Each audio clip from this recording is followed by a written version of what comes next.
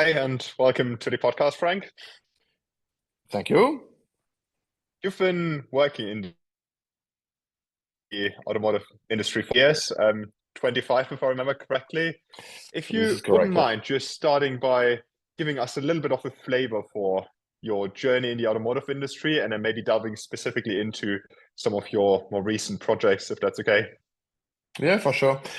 So I've been working in the automotive sector and automotive business consulting during the past 25 years, mainly on strategic project, organization, transformation, and efficiency. My major clients were Renault, Nissan, Volkswagen, and I worked intensively with the finance captive companies of this group.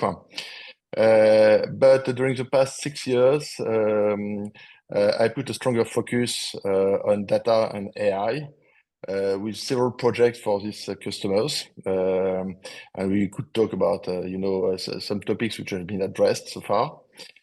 And yes, more or less that's it. Now I'm so CEO of New Link Partners, which is a consulting firm I created, which is located in France and Hong Kong, because I'm sharing my time between France and Hong Kong. And I'm mainly helping companies to leverage data and AI. And during the past year, I'm working closely with Pinpart in France, which is a leading consulting firm with a strong focus on automotive. And I'm one of the historical co-founders of the firm before selling my shares. But I'm helping them to develop data and AI and to organize a go-to-market on this topic. Thank you so much for the overview, Frank. Such a great pleasure to have you. Starting with a very sort of broad opening question to set the scene. If you would have to describe the state of data and AI in the automotive industry to someone who isn't necessarily so involved in the details as we are, what would you say? Specifically about AI, or do you want me to talk about what I can understand from the automotive industry in general? Um, Yeah, let's start with the automotive industry more broadly, and then in terms of data and AI, and then maybe we can dive into any particular use cases, etc. afterwards. yeah, definitely. Because one is linked to the other, because uh, in the automotive industry, the trends and key changes I've identified are manifold. For sure, we are talking a lot, about electric vehicles for years. But now I think all the OEMs gain maturity on this market. Either in terms of battery technology, one topic which is new and which is a major topic for all OEMs, especially in Europe, is the EV used car market. And to make sure that the demand will meet the offer of EV, because it can have a major impact on new vehicle sales, new EV sales.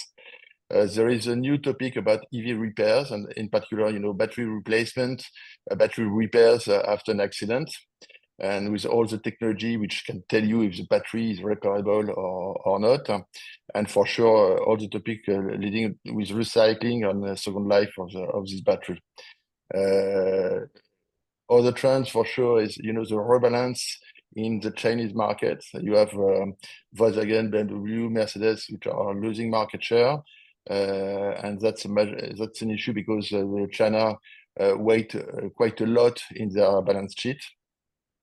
And you have all the OEMs, Chinese OEMs entering Europe with distributors and finance companies traveling back and forth between Europe and China to meet key stakeholders.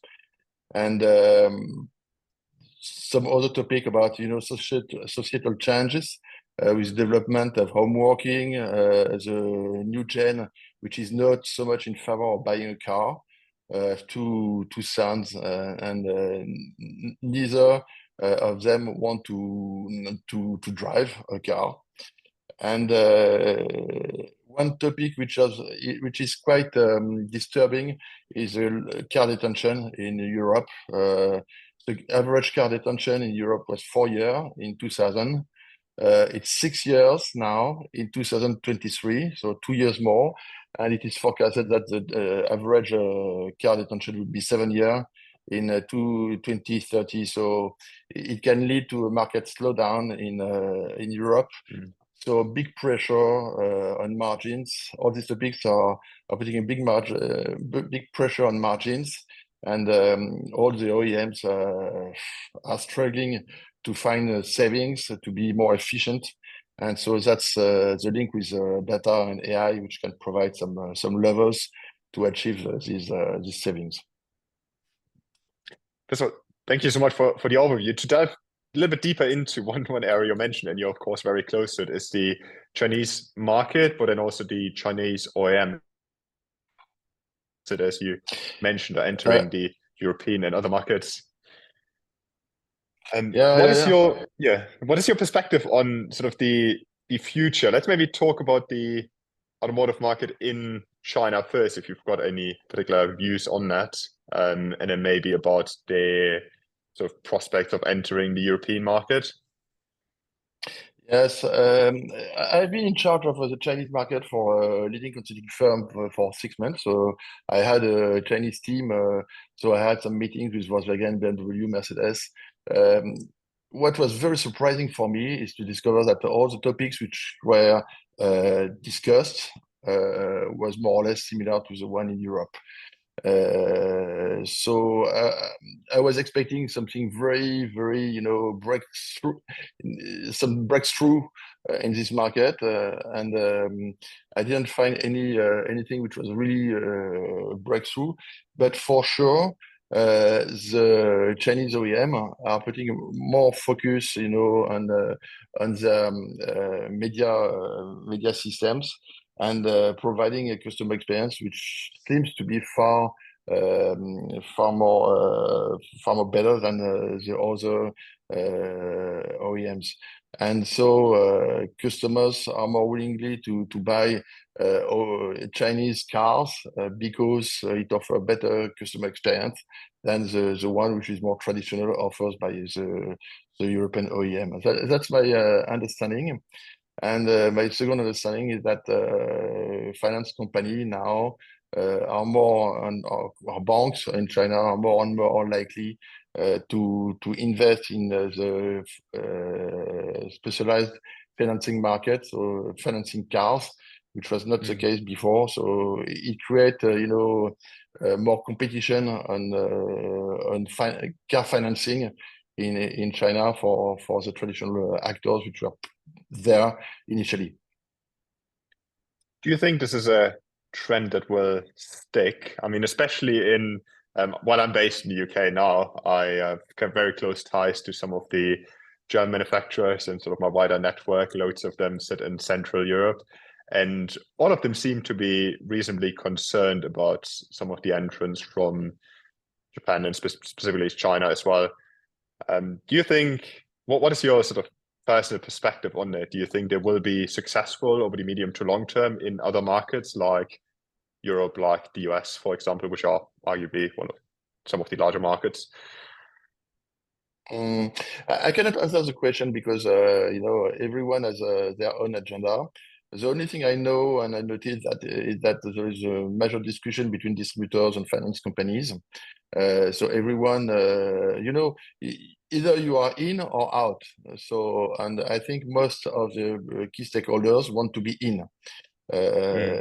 So that's the point now. It's a question of economics.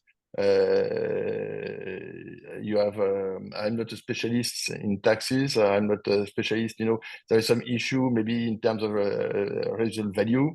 So I really don't know at this stage who will be the winner and who will be the losers. But for sure, most of the stakeholders have a close look on this topic because either you are in or out for sure.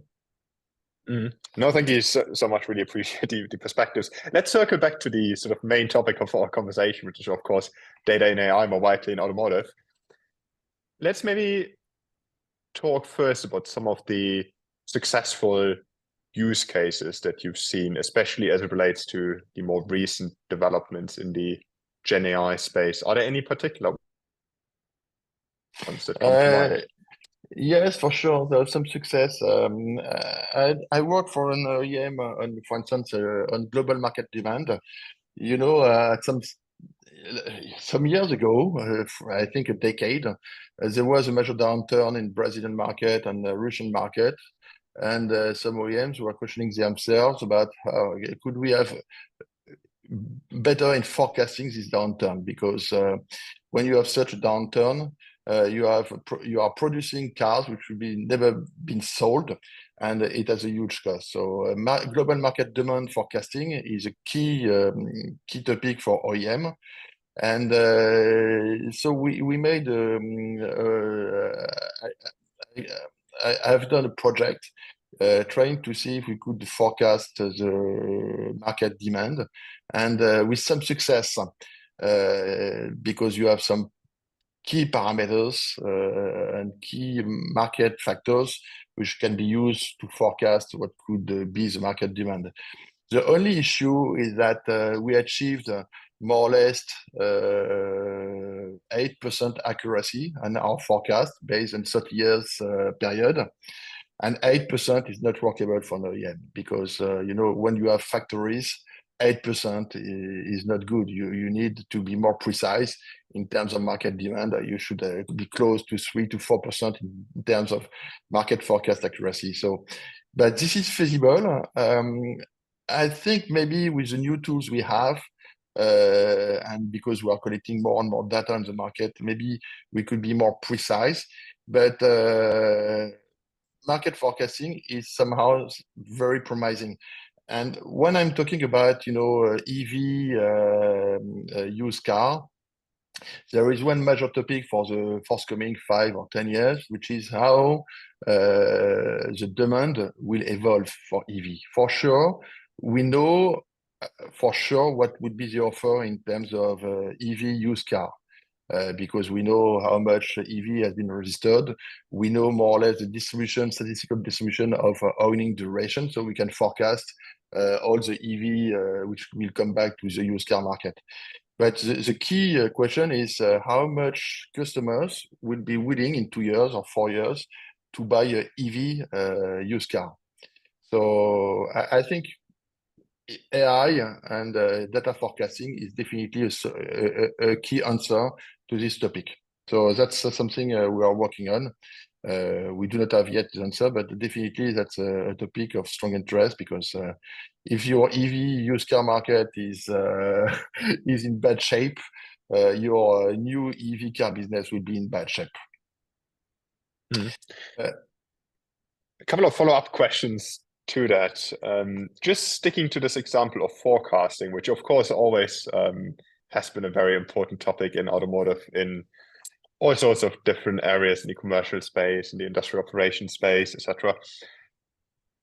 Do you think this is a capability that the incumbent OEMs should develop internally, or do you think they should rather seek to partner with some of the leading technology companies or other partners to, I guess, stay on top of these developments? Because from my perspective, there seem to be sort of two challenges. One is staying on top of the technology, essentially, which seems to be quite rapidly evolving, and at the same time, there are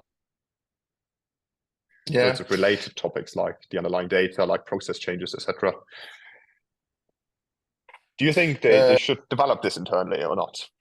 I think definitely. I'm very in favor of internal labs, and we are able to help companies to structure the labs. But definitely, I think these predictive capabilities, but AI, generative AI, etc., are I think core competencies OEMs, banks, industries should have in-house. But you need to have a management which which makes these internal teams always up to date in terms of technology. I think you cannot rely on external partners on such an important topic, and be accurate in terms of predicting the demand, or manipulating data with AI or Gen AI is something which can make the difference. and I think you need to have this in-house. That's my feeling, and more or less that's the trend I can observe. 10 years ago, we received RFPs to do some data scientist jobs for companies, and now all these companies have created their own labs, and now the question is more about the use case, business use case of data and AI. So more consulting, external consulting of what could be the use case, rather than doing or providing on the shelf, some forecast or other stuff like this. Mhm. First of all, thank you for the perspective. You mentioned one area there, which seems to be quite important, as sort of a recurring theme, which is the top management commitment to some of these developments. What are some of the other success factors that are really important to develop the right AI, Gen AI capability and be able to develop some of these use cases successfully? I think that's a good question. The point is to have a strong business case, because I've seen so many projects, where it was more a question of interest. Can we do that? Can we do that? Can we do that? So more technical interest, or nice to have topics. But more or less, if you are not delivering with AI and Gen AI, you have spent money for nothing. So my feeling is that we should focus on short-term benefit use case, either in terms of growth, either in terms of efficiency, cost savings, but to be convinced about the fact that there is a short-term benefit of this topic, because AI and Gen AI, you can do more or less everything with this, and you can do very nice stuff. But if you are spending millions and you have no tangible financial benefits, we are just losing our time. So that's the point, and I think it's nice to have kind of brainstorm inside the company with the support eventually of consulting firms to identify the use case, but this use case has been to be filtered, and I've seen so many clients which are quite disappointed with the proof of concept they have launched, because many promises has been made by data scientist companies, by consulting firms, many promises, and few of them have really actually delivered in terms of benefits. So we have now some customers which are really careful about the investments they will make in AI and Gen AI, because they want to be certain, first of all, it will work. Second, it will be implemented as a part of their operational processes. And third, they will be able to maintain it over time, and it will be perfectly integrated in their overall ecosystem of tools. So yeah, be more focused, be more or require a strong business case, and I think don't be take care of the promise which are made by peers, the companies.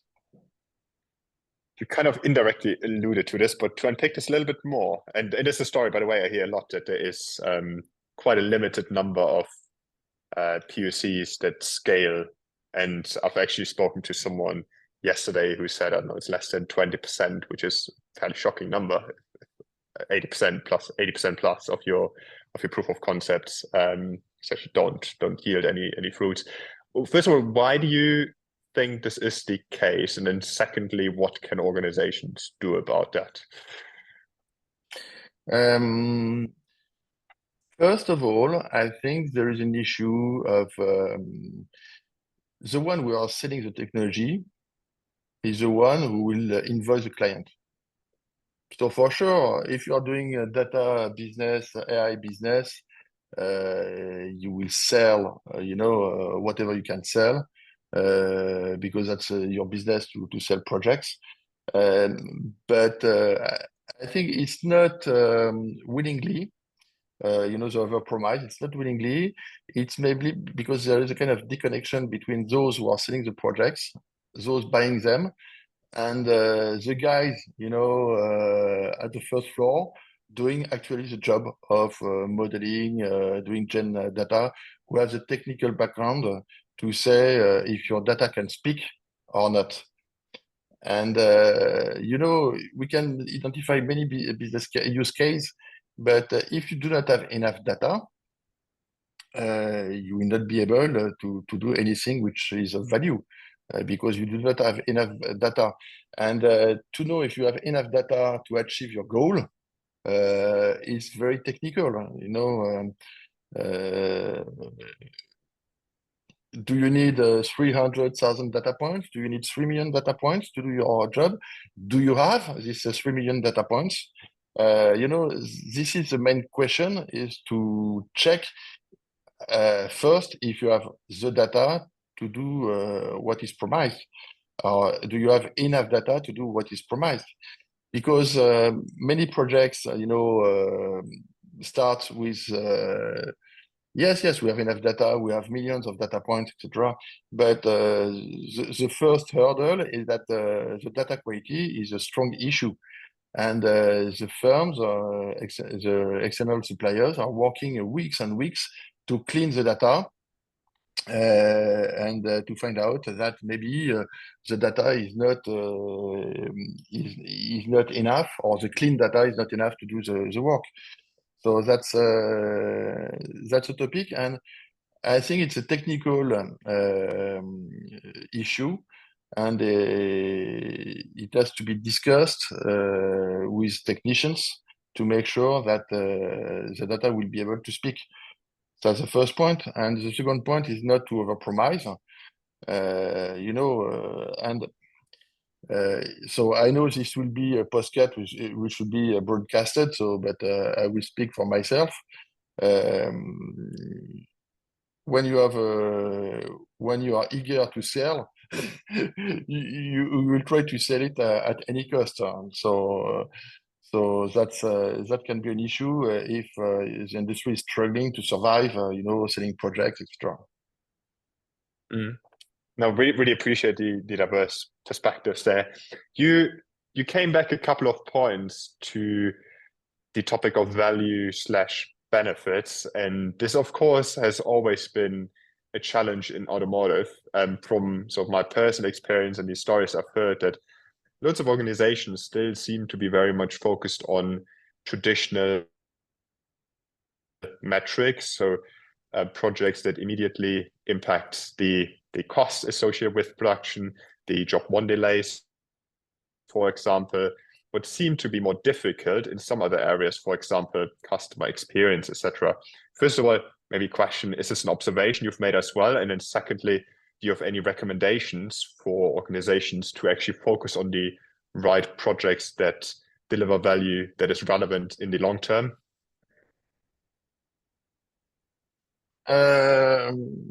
Definitely. I think one audit or study should be made by any company is to understand how much time their team are spending in content creation. And content creation can be, mails, words, customer mails, product presentation, reports, etc. Because Microsoft did a kind of study, and they have estimated that 33% of employee time is dedicated to content creation, and 33%, and maybe 0.5% of this 30% writing mails. So 33%, if you can save 10% of this 33% on a total set of 1,000 employees, it's 2 million euros you can save each year. So, and if you have a company of 100,000 employees, so you can multiply by 100. So it's big money. And I think you can identify, the source of costs related to content creation. And because we are talking about Gen AI, to check whether Gen AI can, save 10% of this time, 20% of this time, or 50% of this time. Because once Gen AI is implemented on this use case, you will be able to focus your team not on producing content, but on piloting the content production. So giving ideas, not spending time, to write, to put the words after the word, but to focus on the key messages, and to refocus your team on doing something of more value added, rather than spending their time to content creation. So for sure, it's not immediate cost savings, because your team will be still here for sure, but you will be able to refocus your team and activity which will create value for the companies, instead of just putting word after word. So that would be the approach. For instance, I've worked for a finance company in Australia. They are receiving 1 million mails per month. 1 million mails per month, and every mail has to be checked, and either you need to create a reply, or you have to redirect the email to the correct department or responsible. So 1 million mails, it's a huge volume, and we made a POC with Gen AI with two objectives. The first one is, does this mail do we have to create a reply to this mail? Yes, no. And if this mail requires a reply from us, which department, what is the topic, what is urgency, and Gen AI, we used the GPT API. I've done the work on a sample with 100% accuracy. So we took I think 500 mails, and the 500 mails, he correctly classifies the mails who require an answer, and he correctly classify the mail in terms of action required, deadline, department in focus. So it was a big success. And we didn't implement the bug because of legal issue, because at some stage, if you are making any mistake, it has some financial and legal consequences which can be sizable. And the point in Gen AI is, and the limitation in Gen AI is, because Gen AI is a kind of black box, you can never guarantee 100% accuracy. You can say 1% accuracy and 500 items, but you cannot guarantee the client that in your millions and millions of mail, there will be zero mistake. And that's the issue which prevents some finance company to implement Gen AI when there is a kind of legal and financial consequences. You just on that last point around legislation, there of course have been some legislative changes recently, especially with the EU AI Act, which in some areas is still, one might argue, unambiguous in terms of what it actually means for companies, but there's some clear guidance around explainability, for example, etc., that have been outlined.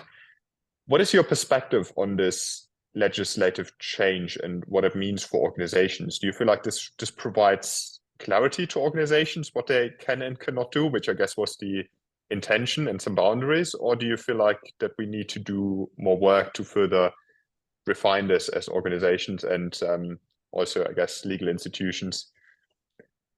Um, I could not answer this question. I have no clue at this stage to answer correctly this question. I'm sorry. Okay. No, it's okay. The final area I wanted to touch on is around future trends in the space, especially as it relates to technology and the evolving landscape of technology partners. What do you think are some of the big trends that especially automotive incumbents, so thinking of sort of the top 10, 20 largest manufacturers that account for most of the sales globally, need to be aware of?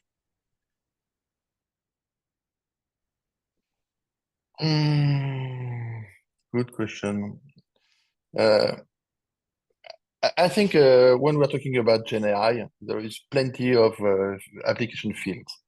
There is application field in sales. You can have automated lead generation. You can generate B2B proposal in big RFP. In marketing, you can produce product pitch. You can produce market analysis and benchmark.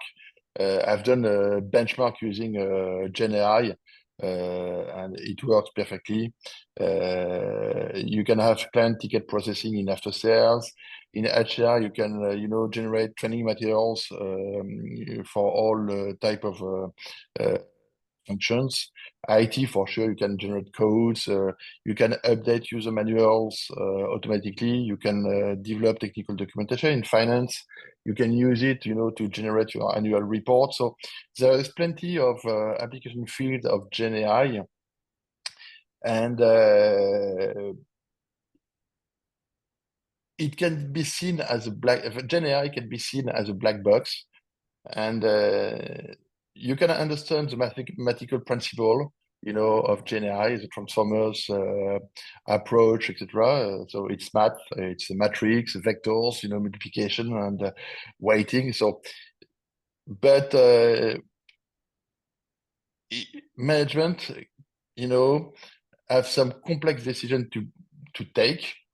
The top management has complex decision to take, and the top management has to understand how it works in general. I'm not talking about Gen AI, but when you have a business issue, you first have to deep dive into the business issue and be sure that you understand the business issue, what are the root cause before making a decision, and to understand what will be the impact of your decision. So it means that you should be aware of every details before making a decision. The issue with Gen AI is that it's a black box. So you can, and that's a limitation, because something you do not understand, you cannot trust. And I think that's a question for the management, which is to experiment themselves, Gen AI, to build the trust about technology, and not to see, the one who are proposing some use case as lunatic, expert, but to see behind the use case and to understand what can be the value. Because the issue you can have is because it seems complex, because you do not understand it. You are not always 100% willing to invest in it, because it can be hard money, it can be millions to be invested, and you do not understand how it works. And you have some people promising you that it will work, it will save cost, but you have more or less no clue, and the POC is not a proof that it will work in 100% of the case if you have millions or millions of transactions to be processed. So that's an issue. So I think it's more it's a question of education in terms of the Gen AI technology, and create awareness, and to to to to to be sure that the technician which will propose a solution to a business issue will be understood and trusted in terms of the solution, even if the one who has to take the decision will not understand 100% of the solution.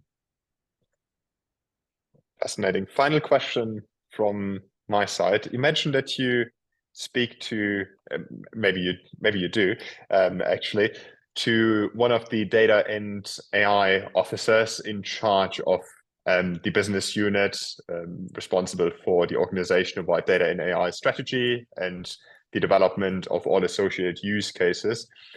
What would be your top 3 recommendation this leader needs to be aware of to make their mission a success? I would say focus on the business case first. So short-term benefit delivery before